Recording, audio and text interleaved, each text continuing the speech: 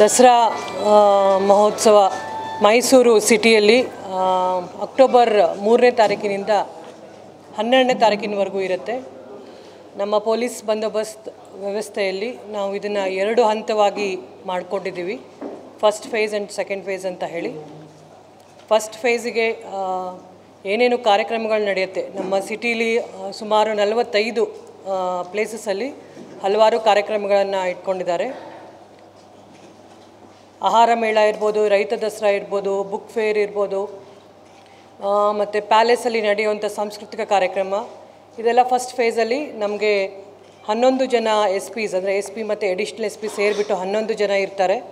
A C Ps 19 ಜನ, P S Is, A S Is, head constables ಎಲ್ಲನೂ ಸೇರಿ ಸುಮಾರು 2925 ಸಿಬ್ಬಂದಿ ಮತ್ತು ಆಫೀಸರ್ಸು ಫಸ್ಟ್ ಫೇಸಲ್ಲಿ ನಮಗೆ ಬಂದೋಬಸ್ತಲ್ಲಿ ಇರ್ತಾರೆ.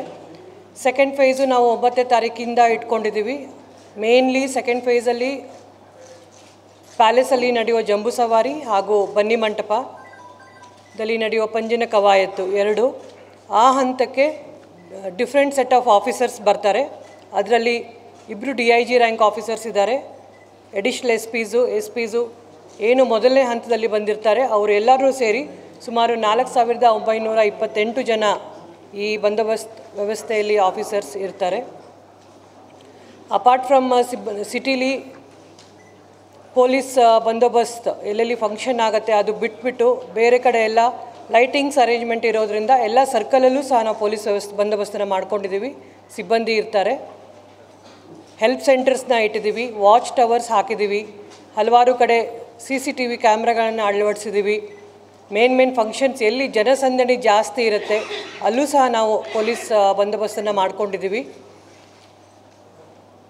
ಮೇನ್ ಲಾಡ್ಜಸ್ ಚೆಕ್ ಮಾಡ್ತಾಯಿದ್ದೀವಿ. ಬಸ್ ಸ್ಟ್ಯಾಂಡ್ ಇರ್ಬೋದು, ಬೇರೆ ರೀತಿ ಎಲ್ಲೆಲ್ಲಿ ನಮಗೆ ಅನುಮಾನಾಸ್ಪದವಾಗಿ ನಮ್ಗೆ ಏನಾದರೂ ಆಗ್ಬೋದು ಅನಿಸುತ್ತೆ ಅಲ್ಲಿ ಸಹ ನಾವು ಪ್ರತಿದಿನ AS ಚೆಕ್ಕನ್ನು ಮಾಡ್ತೀವಿ. ಅದಕ್ಕೆ 23 ತಂಡ ಇದೆ BDDS ಟೀಮ್. ಪ್ರತಿದಿನ ಸರ್ಪ್ರೈಸ್ ಚೆಕ್ ಮಾಡ್ತಾ ಇರ್ತಾರೆ ರುಟೀನಾಗಿ ಪ್ರತಿ 13 ದಿನಗಳು.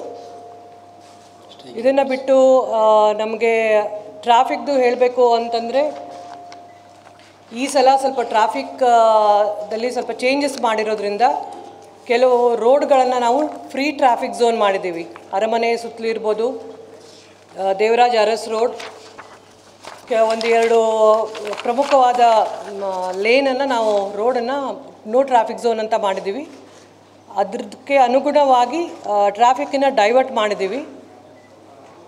ಮತ್ತು clockwise anticlockwise ಟ್ರಾಫಿಕ್ಕಿಗೆ ಇಟ್ಕೊಂಡಿದ್ದೀವಿ. ಸೊ ಯಾರಿಗೆ ತೊಂದರೆ ಆಗಬಾರ್ದು ಅಂತ ಹೇಳಿ ಅದ್ರ ಸಲುವಾಗಿ ನಾವು ಸಪ್ರೇಟ್ ನೋಟಿಫಿಕೇಷನನ್ನು ಹೊರಡಿಸ್ತೀವಿ. ಎಲ್ಲಿ ಯಾವ ಬಸ್ಸು ಅಲೋ ಇಲ್ಲ, KSRTC ಬಸ್ ಇರ್ಬೋದು ಅಥವಾ ಪ್ರೈವೇಟ್ ಬಸ್ಸಸ್ ಇರ್ಬೋದು, ಗ್ರಾಮೀಣದಿಂದ ಬರುವಂಥ ಬಸ್ಸಸ್ ಇರ್ಬೋದು, ಅದರ ರೂಟ್ ಚೇಂಜ್ ಏನಿದೆ ಅದನ್ನು ನಾವು ನಿಮಗೆ ನೋಟಿಫಿಕೇಷನ್ ಮುಖಾಂತರ ತಿಳಿಸ್ತೀವಿ. ಸೇಮ್ ಥಿಂಗ್ ನಮಗೆ striking force 33 KSRP striking force ಬರುತ್ತೆ, ಗರುಡ ಫೋರ್ಸ್ ಇರುತ್ತೆ, ನಮ್ಮ ಕಮಾಂಡೋ ಟೀಮ್ ಇರುತ್ತೆ, ಮತ್ತು ಕಮಾಂಡ್ ಸೆಂಟರ್ ವೆಹಿಕಲು ಸಹ ಇರುತ್ತೆ.